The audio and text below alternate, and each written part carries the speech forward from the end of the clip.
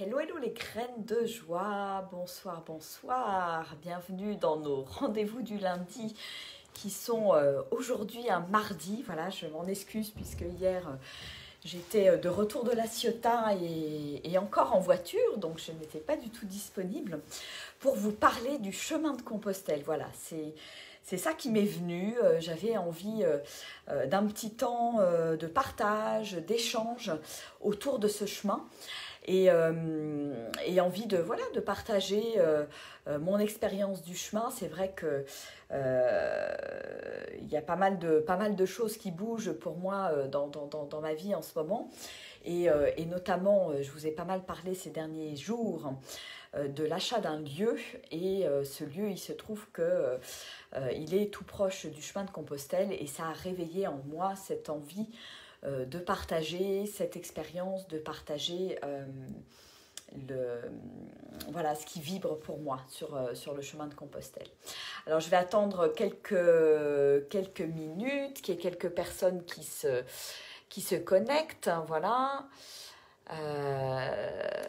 Bonjour Fariza. Faites-moi un petit coucou dans les posts, voilà, pour me dire que vous êtes là, que vous arrivez. Nous allons parler donc du chemin de Compostelle. C'est vrai que moi, je l'ai découvert donc ça fait 5 ans et demi, hein, ça fait bientôt 6 ans. Et ça a été vraiment quelque chose d'extraordinaire pour moi, une expérience extraordinaire. Et à tel point que il y a 2 ans et demi, j'ai décidé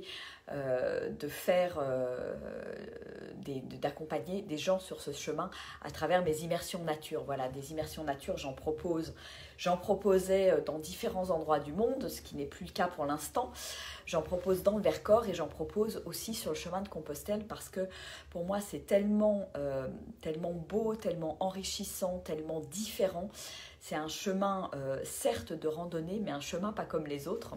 Et donc, voilà, j'avais envie de vous partager un petit peu tout ça. Coucou Tom, coucou Marie, coucou à tous ceux qui sont en direct. Voilà. Coucou Vicky. Donc, le chemin de Compostelle. Alors, peut-être que vous avez des questions. Peut-être que c'est quelque chose c'est un chemin qui vous titille. C'est peut-être un rêve que vous avez dans un coin de votre tête ou pas. C'est vrai que voilà, quand j'en parle, il y a beaucoup de personnes autour de moi qui disent ah bah oui, je rêve de le faire, et puis en même temps il y a des freins, hein. Tout d'abord les freins en termes de temps, d'avoir suffisamment de temps devant soi quelque part. Des freins en termes de solitude, des freins en termes de voilà, j'ai peur de me retrouver seule, j'ai peur de marcher seule, c'est compliqué au niveau de l'organisation, etc., etc. Donc c'est aussi l'occasion pendant ce live de poser vos questions. Voilà, si c'est quelque chose qui vous titille, et même si nous entrons dans un temps de confinement et que voilà, il y a beaucoup de gîtes qui sont fermés au vu des circonstances. Voilà, comment je peux me préparer au mieux pour vivre cette aventure, on va dire, dans les mois qui viennent ou l'année prochaine. Voilà, ça peut être quelque chose qui se prépare. Et c'est pas tant se préparer dans la tête, dans l'organisation, mais c'est se préparer dans cette idée de larguer les amarres, cette idée de partir en fait avec un sac à dos en accueillant, je dirais, l'inconnu, l'aventure en fait. Voilà, donc moi donc coucou à ceux qui nous rejoignent. Ah Tom, tu en parlais hier avec ta mère. Ah, en vélo, tout à fait. Alors il y en a qui le font en vélo. Alors c'est vrai que en France, c'est un parcours un petit peu différent, Compostelle en vélo, parce que en France, il y a plein de tout petits sentiers caillouteux, etc. Donc en vélo, je crois qu'ils vous font passer ailleurs. Par contre, en Espagne, c'est très très pratiqué. On rencontre beaucoup de gens qui sont en vélo. Tout simplement parce que l'Espagne s'y prête particulièrement. Il y a des grands chemins et en VTT, c'est vraiment top. Faut savoir que l'Espagne, les 800 km en Espagne, en général, les gens le font en une dizaine de jours. Voilà. Donc c'est vrai que ça permet de condenser un petit peu plus. C'est vrai que c'est pas le même rythme qu'à pied. c'est pas forcément les mêmes rencontres, donc on se rencontre plutôt entre personnes qui font du vélo, mais c'est très chouette et c'est une belle, c'est je pense aussi une très très belle expérience. Voilà, écoutez, vous êtes un certain nombre en ligne. Bonjour Myriam, bonjour Christine, Vicky. Voilà, donc je vais commencer, puis les autres nous rejoindront en cours ou en replay. Donc moi, mon aventure avec Compostelle a commencé en 95. En août 95, c'est l'année où officiellement j'ai quitté mon travail, enfin je me suis fait virer officiellement hein, après plusieurs mois d'échanges et de discussions.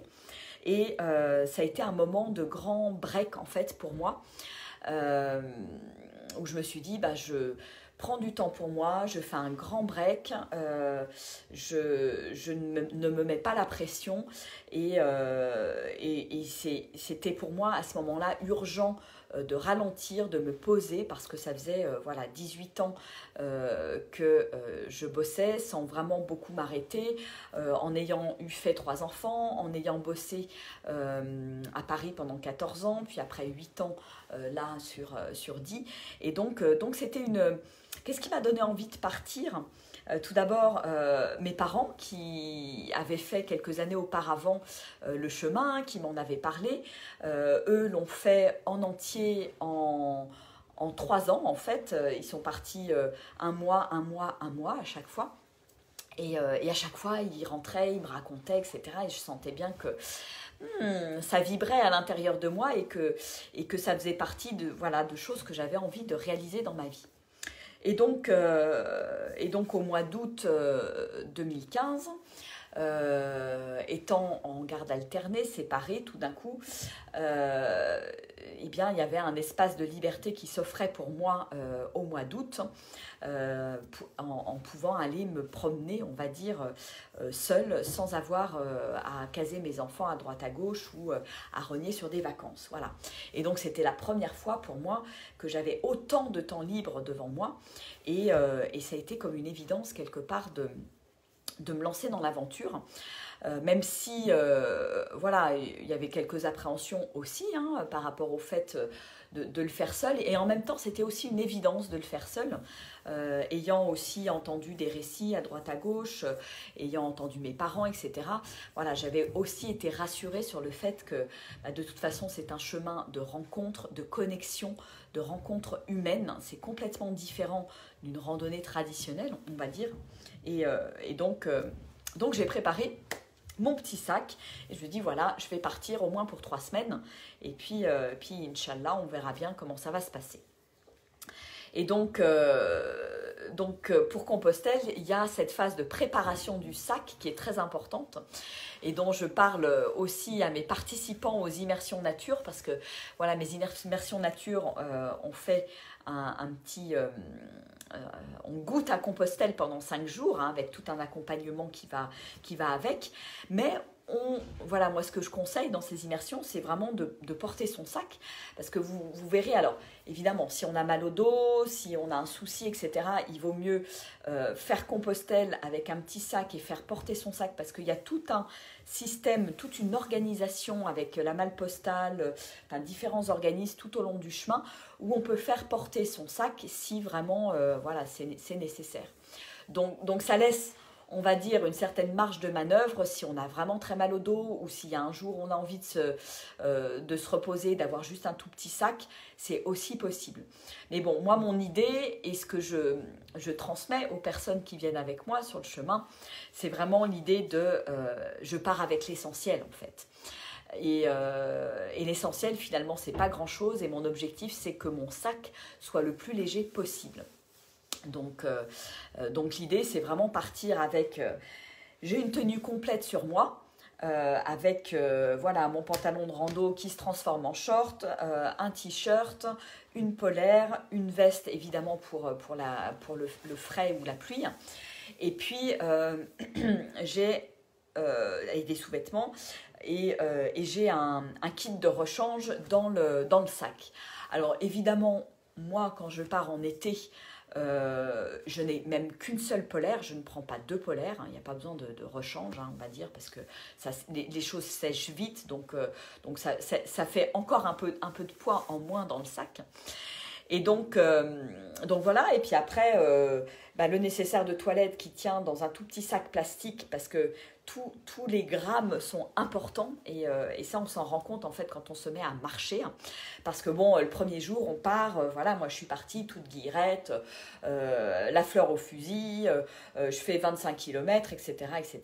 Et puis en fait, Compostelle, c'est une question d'endurance. C'est pas, voilà, chacun peut faire 25, 30, même 40 bornes en une journée, sauf que ce qui est important, c'est de tenir en fait dans la durée. Et tenir dans la durée, c'est complètement différent que d'aller faire une balade le dimanche ou le week-end, ou de partir 2-3 jours en fait. Quand pendant 2 semaines, 3 semaines, 1 mois, voire 3 mois, le corps est sollicité tous les jours, il y a vraiment une phase d'adaptation au départ, et moi à chaque fois ça me demande 3 jours en fait pour m'adapter au poids du sac, parce que voilà, le sac au début paraît tout léger, hein, sauf que ça tale au niveau des hanches, ici au niveau des épaules, etc. Et les premiers jours le sac paraît très très lourd. Après, au bout de quelques jours, tout d'un coup, voilà, il y a quelque chose qui se déploie, ça devient beaucoup plus léger, hein. Et le corps s'habitue, et ça devient, ça devient beaucoup plus, on va dire, joyeux pour le corps. Donc voilà, un tout petit nécessaire, une toute petite serviette de rando pour que ce soit léger, un petit kit, mais vraiment avec le minimum du minimum. Voilà, pansement, petit truc pour les ampoules. Moi, j'ai souvent une petite huile pour les tendons, voilà, pour pouvoir me masser. J'ai du baume du tigre aussi, voilà, pour prendre soin en fait. Et on se rend compte que c'est quelque chose, moi je me suis rendu compte que c'est quelque chose qui était super important, se prendre soin. Quand on marche pendant plusieurs jours comme ça d'affilée, moi je me suis rendu compte que de la connexion avec mon corps, et quand je marche comme ça, c'est, on va dire, ma première priorité, et je reviens à cette connexion au corps dans se prendre soin tous les jours, d'en prendre soin de mes pieds, d'en les masser, d'en prendre soin de mon corps, m'étirer, etc., etc. Ce que font pas forcément toutes les personnes qui sont sur le chemin, mais moi je prends ce temps le matin, le soir, le matin avant de partir, le soir en arrivant, de mettre mon corps en mouvement, de respirer, etc., pour vraiment, je dirais, me mettre dans la bonne énergie pour marcher. Et donc voilà, la petite trousse anti-bobo, c'est important d'avoir le minimum, sachant que c'est pas la peine d'avoir une méga trousse, dans le sens où il y a des pharmacies partout, et si j'ai besoin, je peux m'arrêter à n'importe quel endroit quasiment. C'est vraiment le petit truc de secours si besoin, voilà. Autrement, quoi d'autre? La première année, j'ai amené un livre. C'était une grande erreur, parce que je n'ai jamais ouvert le livre. C'est-à-dire que pendant la journée, on marche. Des fois, on marche seul, des fois, on marche avec d'autres. Donc, on échange, on discute. Et le soir, quand j'arrive dans les gîtes, le premier truc, c'est la douche, la détente, prendre soin de soi, s'étirer, échanger, discuter. On prend l'apéro, on mange, on discute, et puis finalement, on est au rythme du soleil, en définitive. Il y a vraiment ce côté très chouette de vivre au rythme du soleil, c'est-à-dire que le matin, on se lève souvent tôt, maximum 7 heures. Des fois, quand c'est en été, ça peut être même beaucoup plus tôt, ou même en Espagne quand il fait très chaud, parce que j'ai fait aussi l'Espagne au mois d'août, et là, on se levait plutôt à 6 heures du matin pour marcher à la fraîche, faire un petit peu la sieste et repartir en fin d'après-midi. Et voilà, en fait, on s'adapte aux conditions climatiques, on s'adapte au soleil, on s'adapte à la chaleur. Et le soir, à 9h, 9h30, 10h, grand maximum, c'est tout le monde est au dodo, parce que tout simplement, on vit aussi au rythme du corps, on est un petit peu fatigué. Et ça, c'est important de s'écouter, en fait, là-dessus. Voilà. Donc livre, non, j'emmène pas. Comme le disait Armel, coucou. Coucou Nathalie, coucou Amédée, coucou Mar.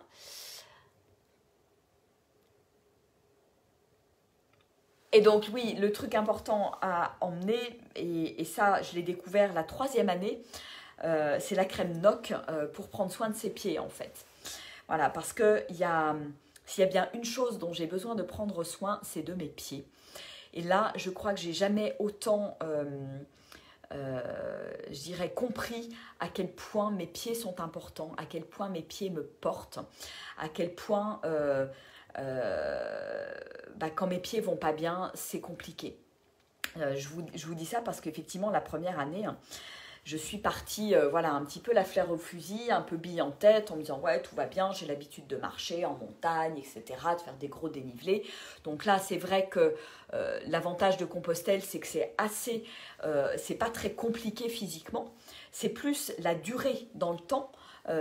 Où le corps a besoin de s'habituer, le corps a besoin de rentrer dans cette endurance, parce que les dénivelés ne sont pas très importants en dehors de 2-3 étapes, donc c'est beaucoup de, je dirais, du chemin à vache, hein, comme on pourrait dire ça.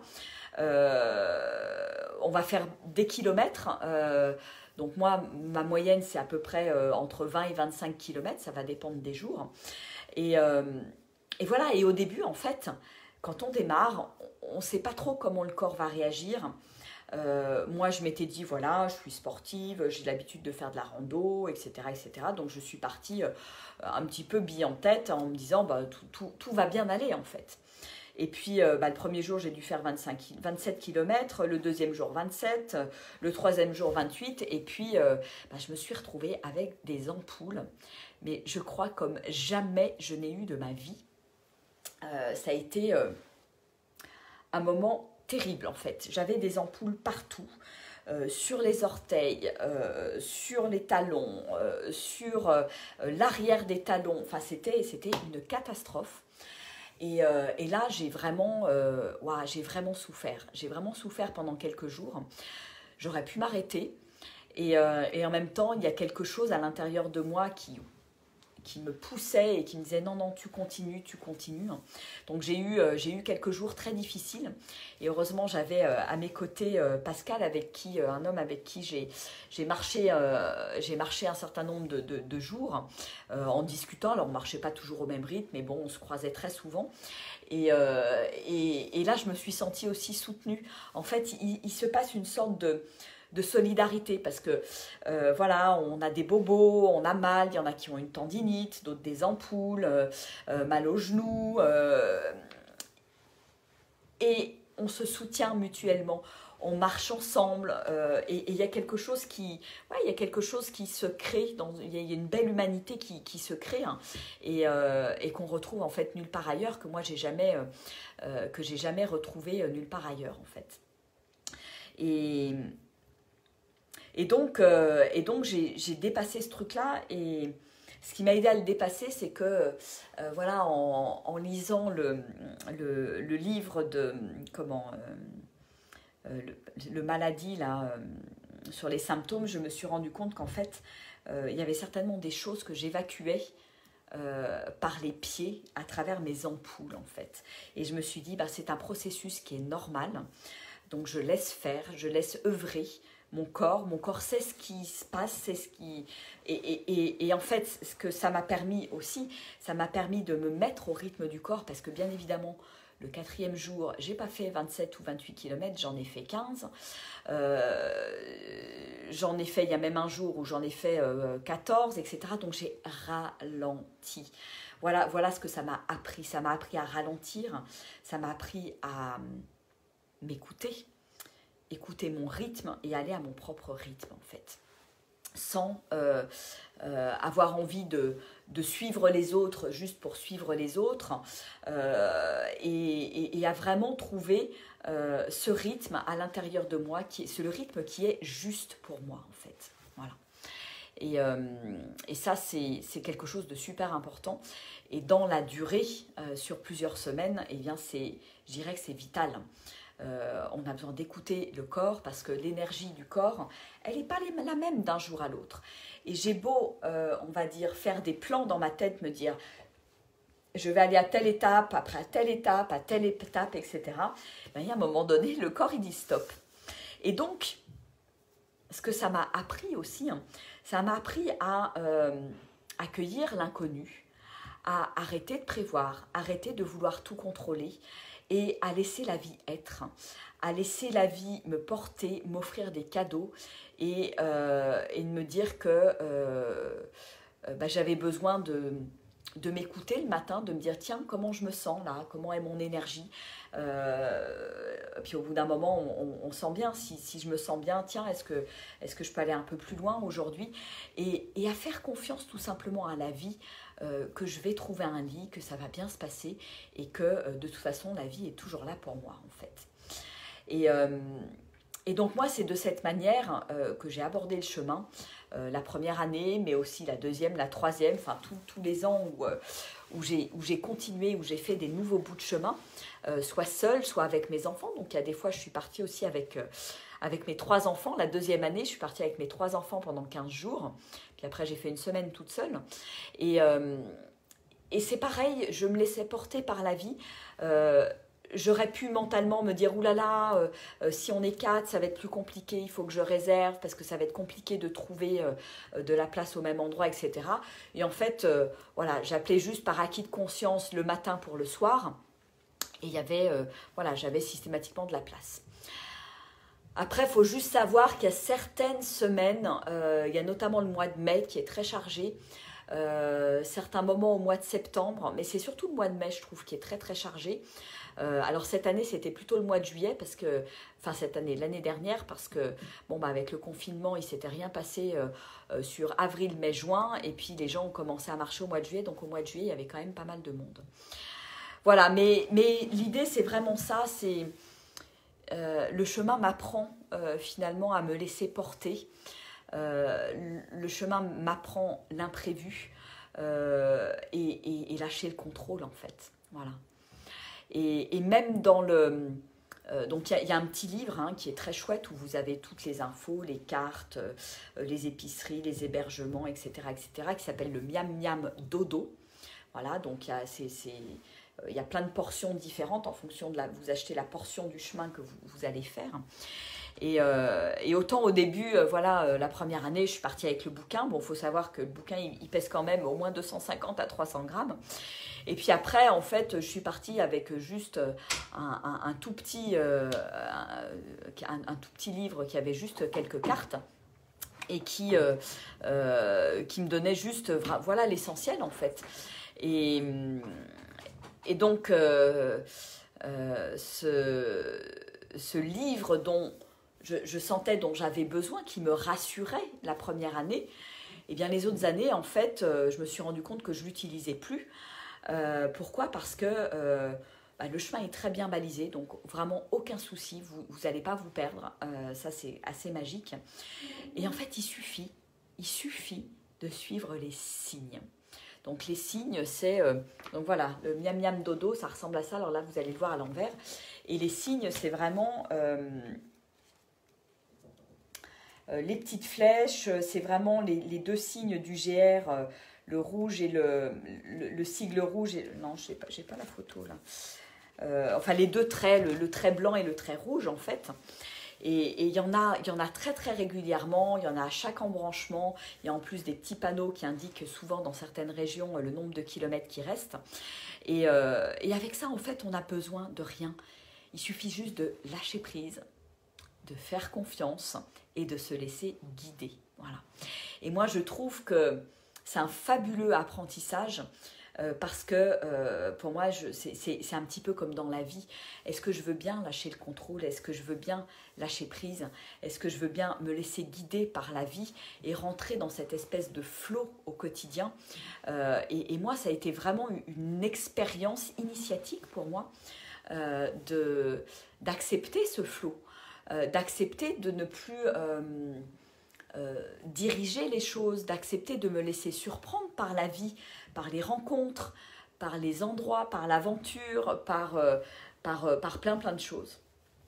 Alors ça demande évidemment de regarder et d'être, je dirais, dans l'instant présent, en conscience.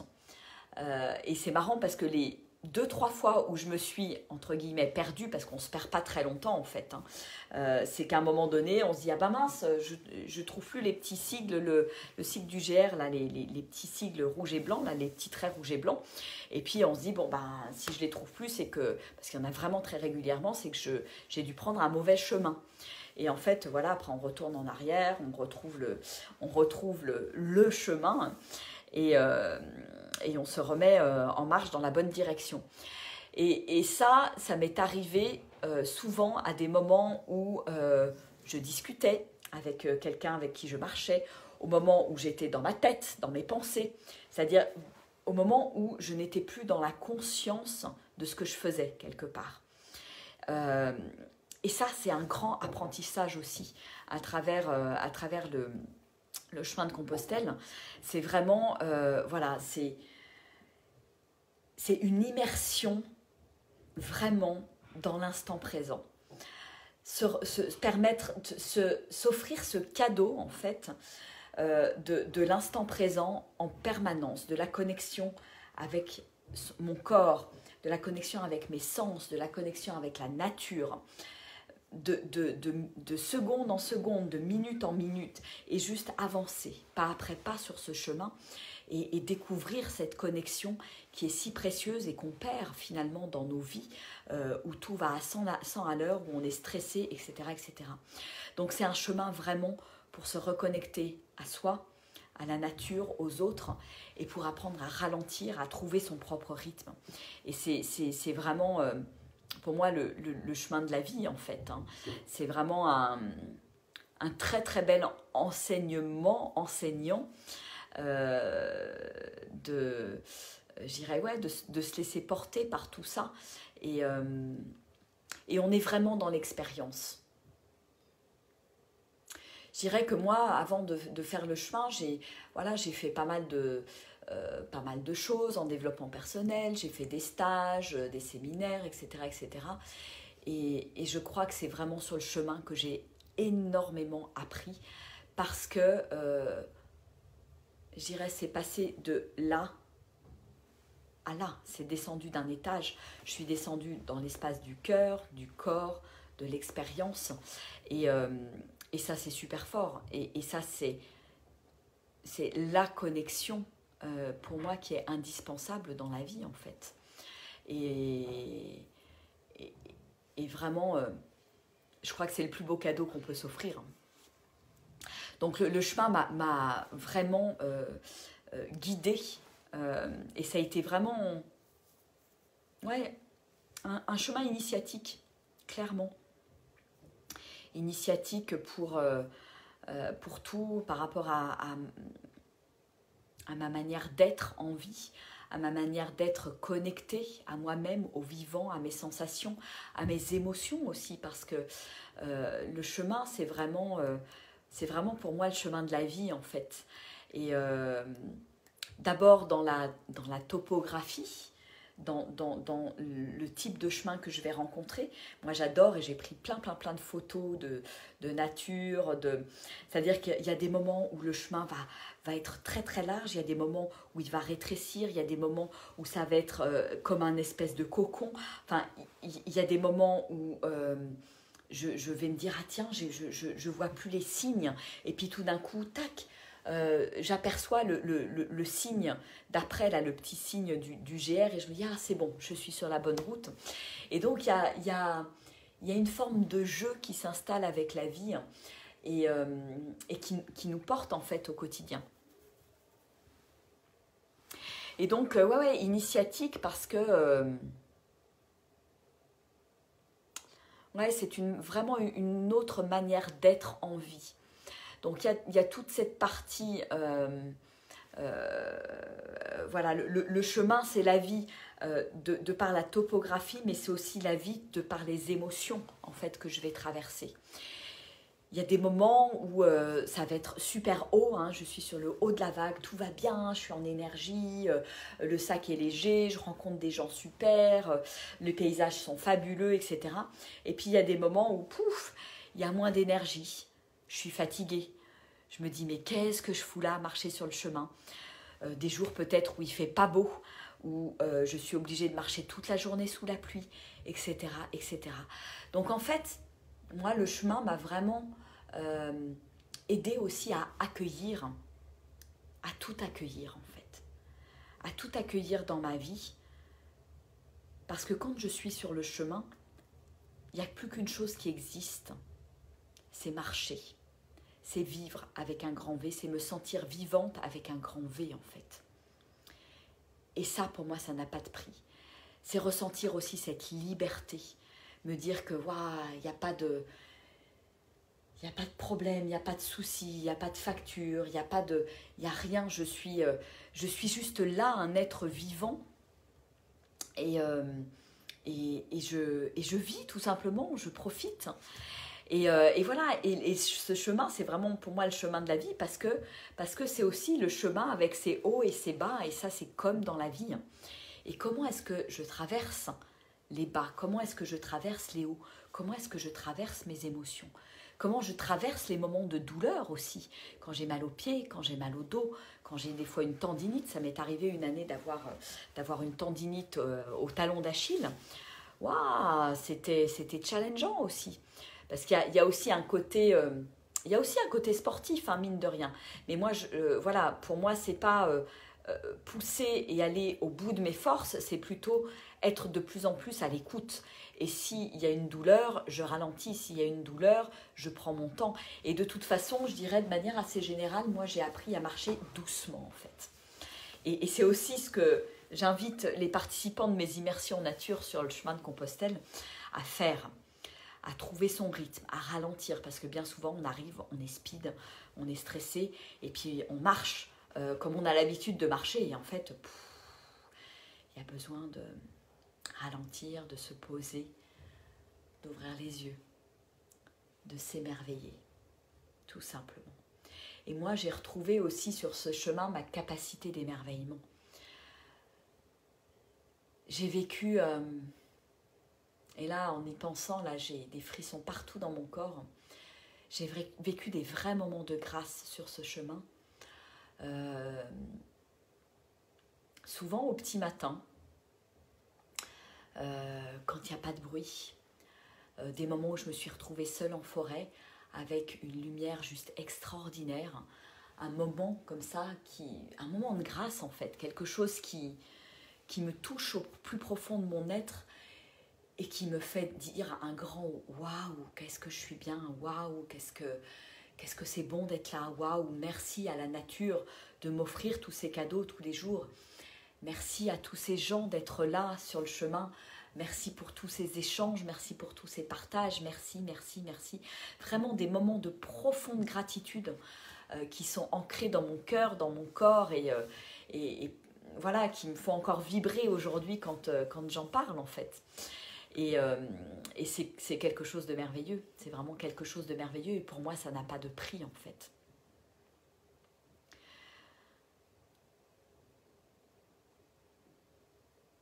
Et puis ce que j'ai vraiment apprécié au fil des années, puisque je suis retournée faire des morceaux en fait, 3 semaines, des fois 15 jours, des fois à nouveau 3 semaines, etc. Ce que j'ai vraiment apprécié, c'était vraiment ce côté je marche à mon rythme. Ce qui est juste pour moi. Quand j'ai envie de m'arrêter, je m'arrête. Quand je trouve un endroit juste merveilleux, je vais prendre le temps. Ce qu'on ne fait jamais dans la vie, ou rarement, ou éventuellement pendant les vacances, mais juste prendre le temps de m'arrêter, prendre le temps de prendre des photos, de m'émerveiller, prendre le temps de faire des câlins aux arbres, prendre le temps de m'arrêter devant des petites fleurs que je trouve juste merveilleuses. Prendre ce temps en fait qu'on ne prend jamais dans la vie de tous les jours. Et ça m'a vraiment appris ça en fait. Ça m'a reconnecté à ça. Ce qui me permet aujourd'hui, même quand je vais me promener là autour de chez moi ou dans des randos classiques, plus classiques, eh bien je vais aussi prendre le temps. et retrouver cette âme d'enfant en fait, qui s'émerveille de tout, qui savoure tout, qui dit merci pour tout. Et ça a réveillé aussi pas ma soif, mais mon désir d'aventure, de découverte, etc. Pour moi, le chemin de Compostelle, c'est vraiment partir à l'aventure. C'est vraiment cette image de, voilà, j'ai mon baluchon sur le dos, hein, je pars, je ne sais pas pour combien de temps, mais je pars et je sais qu'il va m'arriver des choses merveilleuses. Voilà, donc il y a une magie sur ce chemin qui est fabuleuse, extraordinaire, à la fois dans les synchronicités, les rencontres. Et pour moi, ça a été aussi exceptionnel au niveau des rencontres. Je crois que j'ai jamais fait des rencontres aussi profondes en si peu de temps. Des fois, des personnes qu'on va croiser juste une fois, où on va avoir juste un échange sur le chemin. On va se raconter notre vie en quelques minutes, et puis après, hop, nos chemins divergent parce qu'il y en a un qui marche plus vite et c'est ok. Et le plus important, c'est de rester à son écoute. Et puis, voilà, au niveau humain, ce qui est très très beau aussi, c'est toutes ces rencontres en fait. Toutes ces rencontres avec l'être humain en fait. Moi, ça m'a donné une foi, une confiance en l'être humain, en l'humanité exceptionnelle en fait. Et je me suis rendu compte ô combien les êtres humains sont fabuleux, ô combien il y a de la profondeur à l'intérieur de chacun d'eux. Et sur le chemin, c'est beau parce que on n'est plus notre personnalité. On n'est plus monsieur ou madame Trucmuche. On n'est plus associé à un job, mais on est un pèlerin comme tous les autres.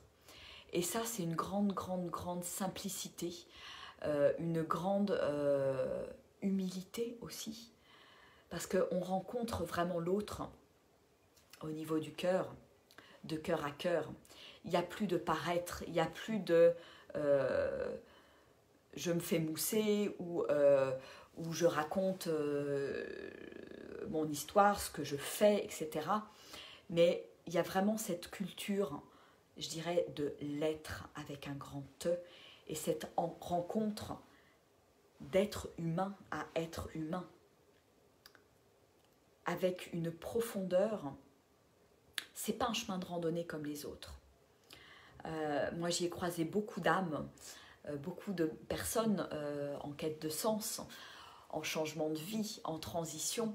Et voilà, avec ce questionnement par rapport à ma vie d'avant et qu'est-ce que j'ai envie de faire des 10, 20 prochaines années. Et c'est beau en fait, parce que c'est un chemin où moi j'ai vu voilà, beaucoup de questionnements, des gens qui se sont réveillés aussi en échangeant, en discutant avec eux. Moi-même, je me suis réveillée parce que voilà, ça m'a aidée à me sentir de plus en plus vivante, en connexion avec moi, avec les autres et avec la nature. Donc il se passe vraiment quelque chose de très particulier. On est porté sur ce chemin. Il y a vraiment une énergie, et je pense que voilà, c'est pas un hasard non plus. On passe par des hauts lieux énergétiques, hein, puisque voilà, on passe par des églises, des cathédrales. C'est un chemin qui a été foulé par des milliers de personnes depuis plusieurs siècles. Et moi, je sens vraiment que ma vibration, elle monte sur ce chemin. C'est indéniable, de par ma connexion avec la nature. Mais il y a aussi des lieux qui ont provoqué chez moi des reconnexions, des moments où j'ai lâché, où j'ai pleuré, où il y a des choses qui se sont libérées. Et je pense que c'est aussi dû à cette énergie qui existe sur le chemin. Voilà. Et alors évidemment, plus on marche, plus on dépose des choses, plus on devient léger. Et ce sac à dos, finalement, il est un petit peu à l'image de ce qui se passe dans notre être. C'est-à-dire, il devient de plus en plus léger parce que je lâche mes peurs, je lâche mes doutes, je lâche mes croyances et je me dépouille en fait de plus en plus. Et Et c'est marrant parce que je fais aujourd'hui le lien avec, voilà, je parle beaucoup oser être nu et vulnérable. Et pour moi, c'est très en lien avec l'expérience du chemin parce que c'est comment est-ce que je peux me dépouiller, lâcher de plus en plus de lambeaux, de conditionnements, de schémas, de choses qu'on m'a inculquées pour vraiment laisser briller mon diamant intérieur, mon être véritable et celui qui va me montrer le chemin, me montrer la route en fait.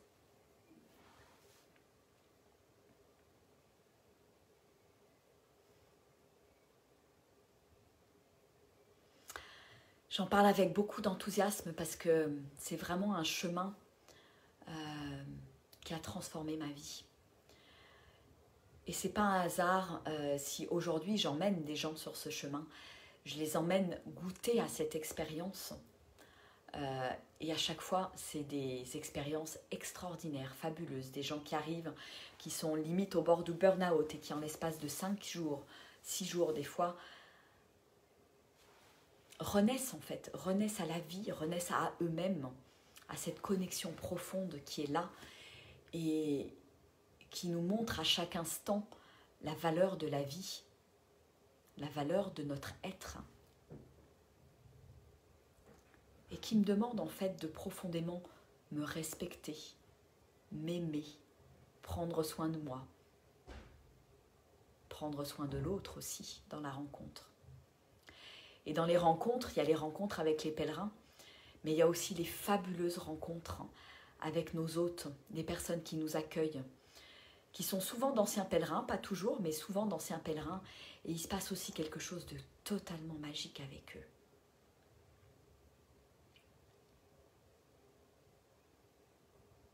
Donc le chemin, c'est vraiment une histoire de rencontre. Rencontre avec soi, rencontre avec une humanité, rencontre avec mon humanité,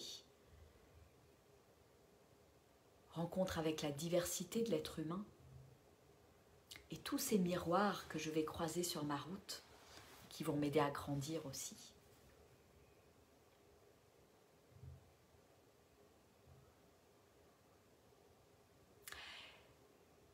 Et ça devient un peu comme un virus, on parle de virus en ce moment.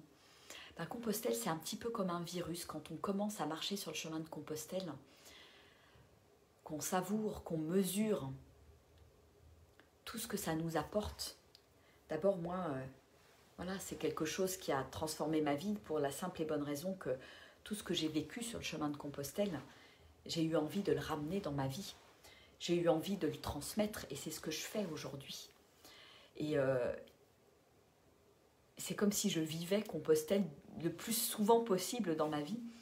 Et en même temps, voilà, il y a cette envie de repartir toujours, de remettre le sac, parce que je sens cette liberté en fait.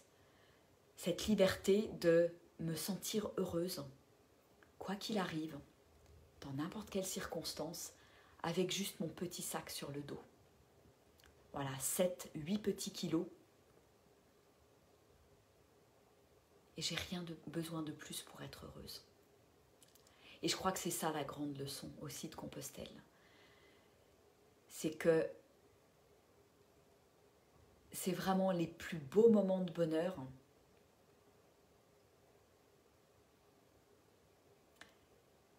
Et j'ai juste mon sac à dos pour caricaturer, mon savon, ma brosse à dents et une tenue de rechange. Et je suis super, super heureuse. Je me sens libre. Et en fait, ça, c'est vraiment ça que j'ai envie d'expérimenter dans ma vie. C'est ce bonheur, c'est cette liberté. Et donc, à chaque fois que je repars, il y a une grande, grande joie à l'intérieur de moi. Une grande, grande joie. Parce que je sais que la magie est au rendez-vous à chaque fois. Que j'y aille toute seule, que j'y aille avec mes enfants, que j'y aille avec un groupe. C'est toujours magique. Toujours.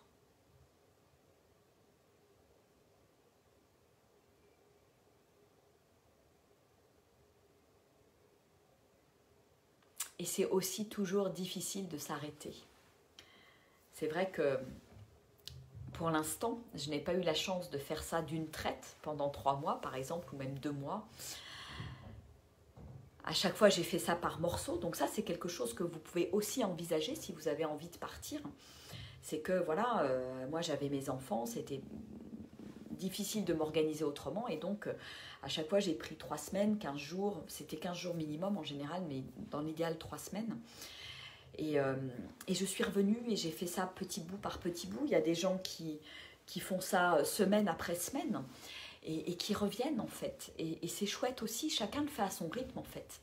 Et c'est ça, le chemin s'adapte à nous, s'adapte à là où on est aujourd'hui.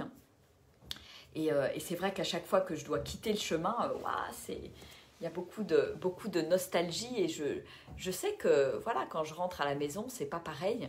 Et en même temps, je ramène cette énergie à la maison. Et c'est chouette, c'est vraiment un moment pour moi de grande énergie, de ressources et qui n'a pas de prix en fait. Je sens bien que ça me reconnecte à l'essentiel, à ce qu'il y a de plus important dans ma vie, dans mon être. Et c'est aussi pour cette raison que j'ai voulu partager certains moments avec mes enfants, parce que je suis rentrée la première année, j'étais tellement enthousiaste, tellement dans la joie de tous ces cadeaux reçus, même si ça avait été difficile parce que j'avais eu des ampoules. Eh bien, l'année d'après, j'ai dit à mes enfants, écoutez, il faut absolument que je vous emmène sur ce chemin. Et on a vécu, alors c'était différent, parce qu'évidemment, quand je marche seule, c'est différent que quand je marche avec mes enfants. Mais on a vécu des moments absolument extraordinaires, des moments de connexion, là, pour le coup, entre nous. Des moments de rire, des moments pas faciles non plus, où on était fatigués. Et ça crée des liens extraordinaires. Extraordinaires. Pour moi, c'est des cadeaux et je m'en souviendrai toute ma vie, en fait. Et je pense que mes enfants aussi s'en souviendront toute leur vie.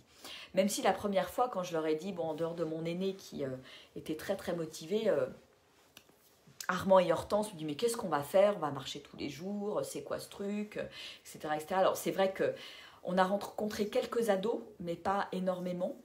C'est vrai que c'est plutôt quand même adulte. Alors il y a un petit peu plus de jeunes en été, en juillet-août.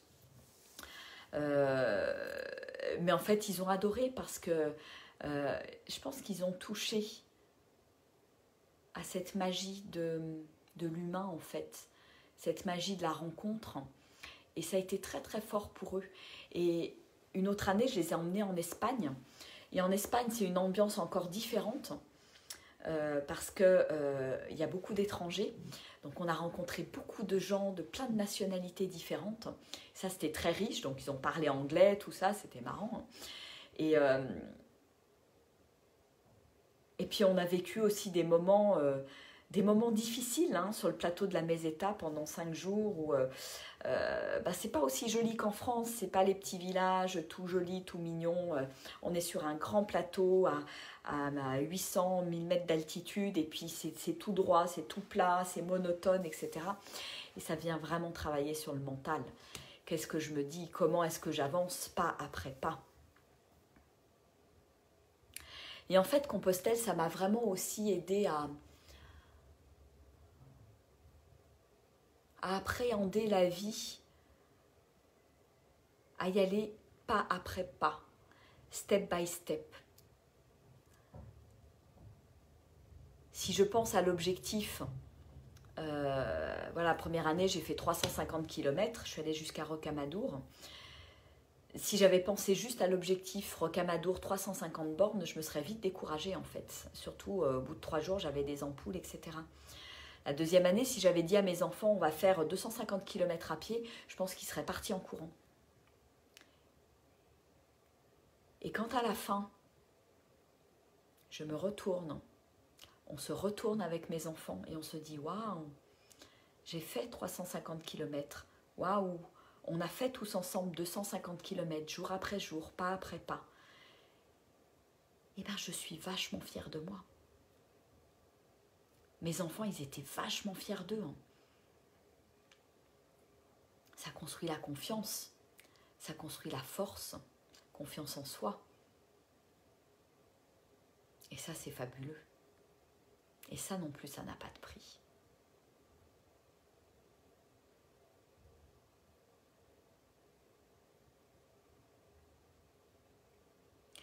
Donc c'est vraiment cette stratégie des petits pas que l'on peut ramener dans la vie de tous les jours. Parce que si je regarde le haut de la montagne, bah, j'ai pas envie d'y aller. Il y a des fois, j'ai pas envie d'y aller, j'ai pas la motivation. Mais si j'avance pas après pas sur ce chemin, bah, tous les jours, j'avance un petit peu. Et au bout d'un moment, je me retourne et je me rends compte que j'ai parcouru, waouh, autant de kilomètres que ça, et je célèbre. Et je suis heureuse de célébrer. Et je m'honore pour ça. Je me remercie pour ça, pour ce challenge, pour ce que j'ai traversé, pour ce que j'ai vécu, pour ce que j'ai offert de moi à l'autre.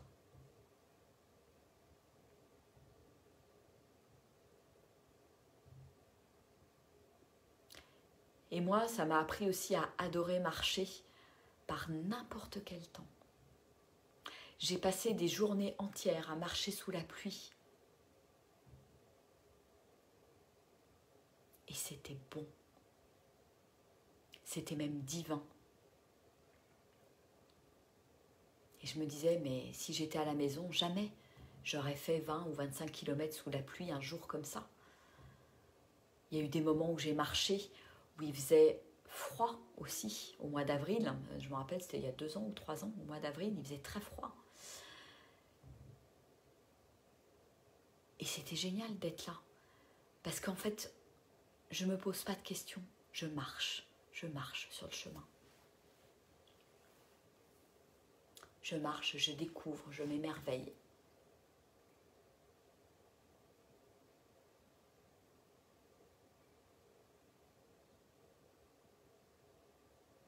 C'est une sacrée aventure. C'est une sacrée aventure. Pour moi, c'est vraiment le chemin de la vie. C'est l'aventure de la vie à une autre échelle. Et je viens expérimenter. Je viens m'immerger là-dedans. Je viens me découvrir, me redécouvrir. Je viens reconnecter avec la terre qui m'accueille, avec les êtres humains qui m'entourent. Et c'est une fabuleuse aventure humaine. J'ai aussi beaucoup expérimenté la marche pieds nus sur ce chemin de Compostelle. C'est là où j'ai commencé à marcher pieds nus il y a 3 ans. Oui, l'année où il y avait beaucoup plu, où il faisait froid, j'étais dans le sud-ouest. Et à un moment donné, il y avait tellement de boue dans les champs que j'ai dit, bon, c'est pas grave, j'enlève mes chaussures et je marche dans la boue. Et c'était bon. C'était bon. J'ai vraiment découvert cette connexion à la terre comme jamais je ne l'ai découvert. J'ai marché des kilomètres et des kilomètres dans la boue, à tel point que c'était marrant parce que le soir, j'arrivais dans les gîtes et en fait, il y a une espèce de radio Camino. Un Camino, c'est le chemin. Radio Camino, et les gens, ils me voyaient arriver, ah, c'est vous qui marchez pieds nus, etc. Le message se passait de gîte en gîte, et c'est marrant parce que je rencontrais aussi des pèlerins qui parlaient de moi, des pèlerins qui disaient, ah bah oui, j'ai vu qu'il y avait quelqu'un qui marchait pieds nus, parce qu'évidemment on voit les traces de pieds dans la boue, et c'était marrant en fait, c'était super rigolo. Hein.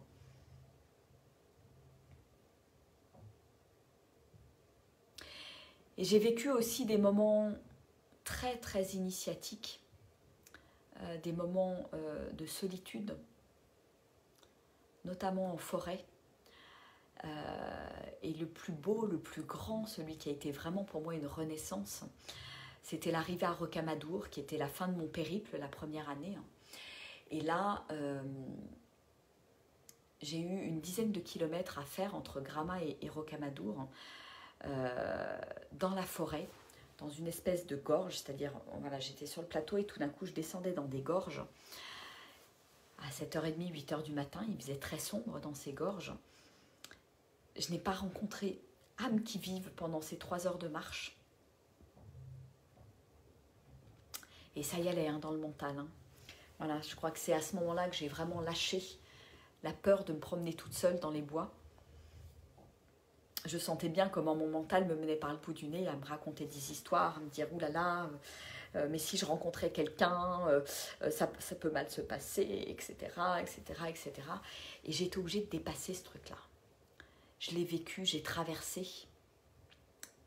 j'ai transformé et aujourd'hui, j'aime me promener seule dans la forêt.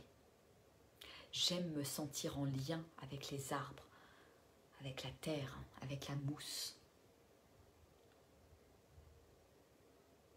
Et ça, c'est le chemin qui me l'a appris aussi.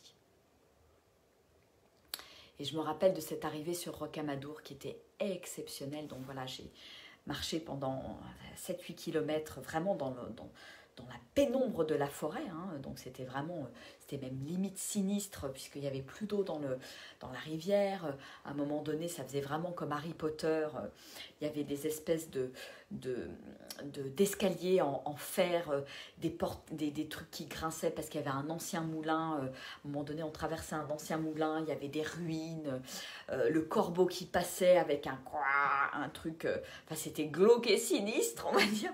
Puis tout d'un coup, la vallée qui s'est mise à s'ouvrir, c'est comme si j'avais traversé ouais, c'était comme une naissance, comme si j'avais traversé un vagin en fait, et que tout d'un coup il y avait cette libération, cette ouverture, et tout d'un coup, waouh, la vue sur Rocamadour, ce rocher, cette abbaye accrochée à la falaise, c'était quelque chose d'extraordinaire, de magique en fait.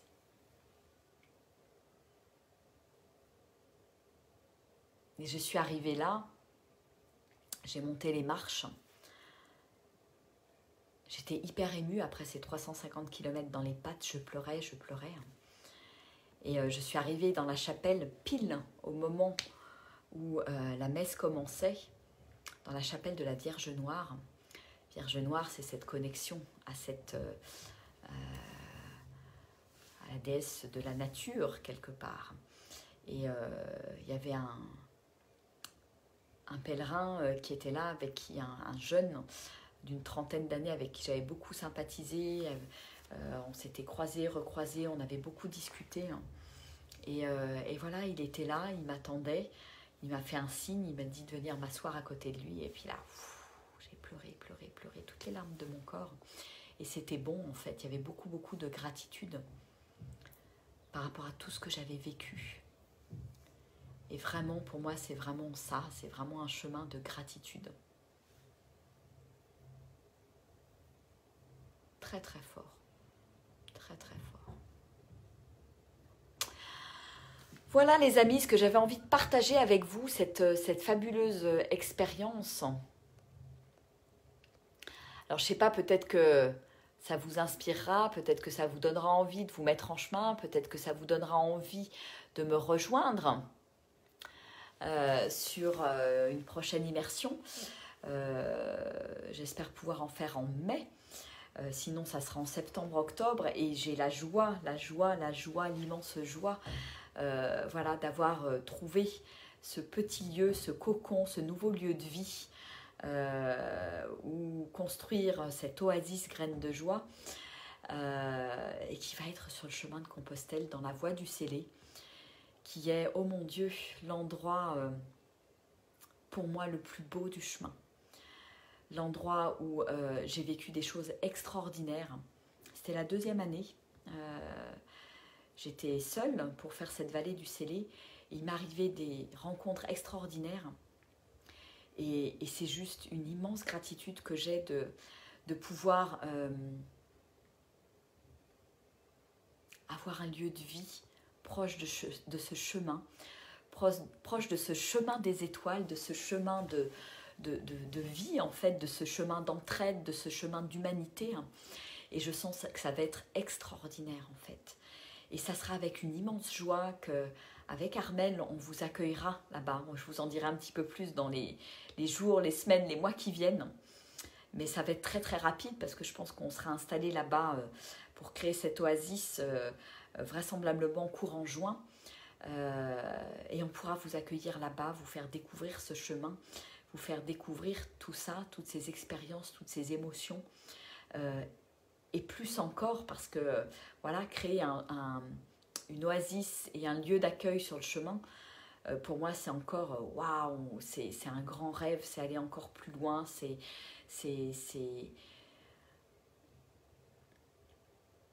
accueillir des nouvelles âmes, c'est faire découvrir ce chemin à d'autres personnes, voilà, c'est partager cette passion en fait. Et ça me réjouit, il y a quelque chose qui pétille profondément. Je ne pensais pas que ça serait aussi tôt que ça, je l'imaginais plutôt dans, je sais pas, 10 ans, 15 ans, et en fait c'est là, ça arrive maintenant. Et je remercie vraiment du fond du cœur parce que je crois que je ne pouvais pas trouver plus bel endroit que la vallée du Célé qui me fait vibrer. Et comme je le racontais dans ma vidéo l'autre jour, la petite anecdote, c'est que l'endroit, l'oasis qu'on a trouvé, c'est à 200 mètres d'un endroit où je me suis arrêtée il y a 5 ans, un endroit que j'ai trouvé exceptionnel au niveau énergétique et où j'ai pris vraiment un temps de pause, de gratitude dans un champ avec une vue extraordinaire sur la vallée, il y avait la grotte de Pêche-Merle qui est pas très loin, qui est une grotte absolument magnifique. Et où je me suis posée pour remercier, pour savourer cet instant suspendu, cet instant magique que j'étais en train de vivre. Et me voilà 5 ans et demi après, m'envoler pour me poser mon nid douillet à cet endroit-là, poser l'oasis graine de joie à cet endroit-là, et je trouve que c'est juste extraordinaire, magique. C'est un grand cadeau de la vie. Voilà. Donc j'espère vous avoir donné envie de parcourir ce chemin, donné envie de vous lancer. Si vous avez des questions qui sont plus de l'ordre pratique, n'hésitez pas à me poser des questions. Je pourrais aussi refaire un live s'il y a beaucoup de questions ou répondre à des questions pratiques si besoin. Là, j'avais vraiment envie de vous partager l'expérience humaine en fait. Ce que ça m'a apporté, ce que ça m'a amené à expérimenter et à traverser. Et pour ceux que ça fait vibrer, voilà, je vais continuer ces immersions sur le chemin de Compostelle, dans la vallée du Célé, bien sûr, du côté de Rocamadour. En fait, ce qui est génial, c'est qu'à cet endroit-là, on est entre Figeac et Cahors, et qu'il y a 3 chemins possibles. Ce qu'on appelle la voie normale, la voie du Célé et la voie de Rocamadour. Donc de quoi vraiment, vraiment s'amuser, de quoi vraiment vous faire expérimenter plein de choses. Et même en ces temps de Covid, si jamais il y a des gîtes qui sont fermés, je crois que je vous ferai aussi expérimenter, pourquoi pas, le camping, les nuits à la belle étoile, parce que ça s'y prête de manière fabuleuse, surtout dans la vallée du Célé. Voilà, donc on trouvera des moyens de vivre une expérience extraordinaire qui va vous faire grandir comme jamais vous avez grandi dans votre vie. Ça, j'en suis convaincue. C'est une expérience qu'on n'oublie pas, en fait. Et j'en veux pour preuve tous les merveilleux témoignages des personnes qui sont venues sur ce chemin de Compostelle dans les différentes immersions. Et si ça vous appelle, si vous sentez cet élan, je vous invite à aller les voir, ces témoignages, parce que, voilà, moi, je vous parle de ça. Il y a d'autres personnes qui vont vous en parler. Je vous invite aussi à voir le merveilleux film de Pauline Wald que j'ai découvert il y a 2 jours, qui a fait un film sur le chemin de Compostelle, Retour vers l'essentiel, je crois. Enfin, allez voir, allez voir son site Across the World, et vous trouverez les liens vers son film, le film qu'elle a réalisé. Et vraiment, vraiment, vraiment un très beau film qui montre bien aussi l'ambiance du chemin, ce que vous allez y trouver, ce que vous allez y expérimenter. Et c'est juste fabuleux, voilà. Et moi, je sens bien que ce chemin continue à m'appeler. Je sens bien qu'il y a des choses qui vont émerger de tout ça, de cette expérience, de tous ces partages. Un livre, un film aussi peut-être, j'en sais rien. Mais je laisse la vie me guider à travers tout ça. Voilà. Alors, je ne sais pas si vous avez des questions. Ah, Sylvie, j'en rêve depuis des années. Fabuleux, hein.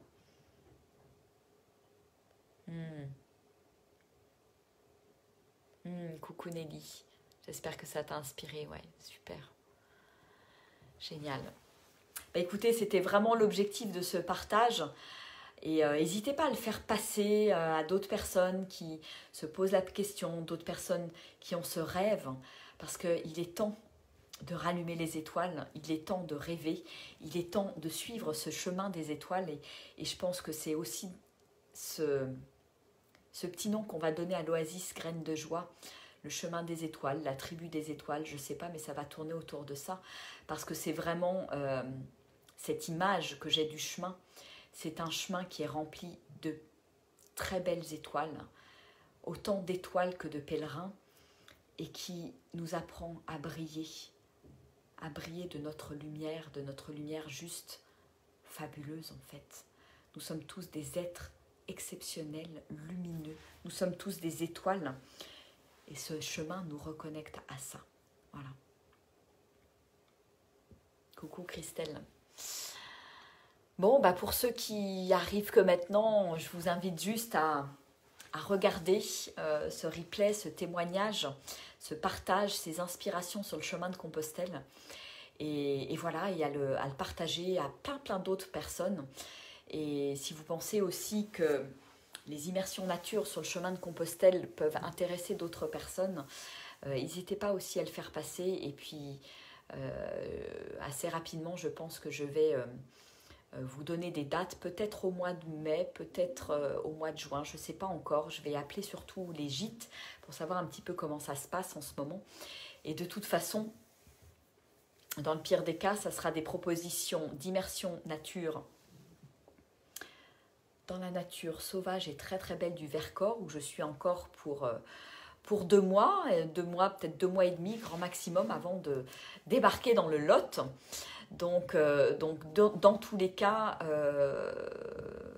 quoi qu'il arrive, confinement, pas confinement, voilà, je peux vous faire des attestations pour venir rejoindre une immersion nature dans le Vercors ou sur le chemin de Compostelle. Ça sera, voilà, si on est confiné, ça sera plus facile dans le Vercors, mais je l'ai déjà fait à 2 reprises et ça a très bien marché, ça a bien fonctionné et les gens étaient ravis. Voilà. Je vous fais des gros bisous, je vous embrasse bien fort. Et au plaisir de vous retrouver sur ce chemin, au plaisir de partager avec vous, au plaisir de vous accueillir dans le prochain oasis Graines de Joie là, qui va naître cet été dans la vallée du Célé à Cabreret. Un merveilleux petit village. Voilà, et je vous embrasse très fort. Gros bisous à tous, au revoir.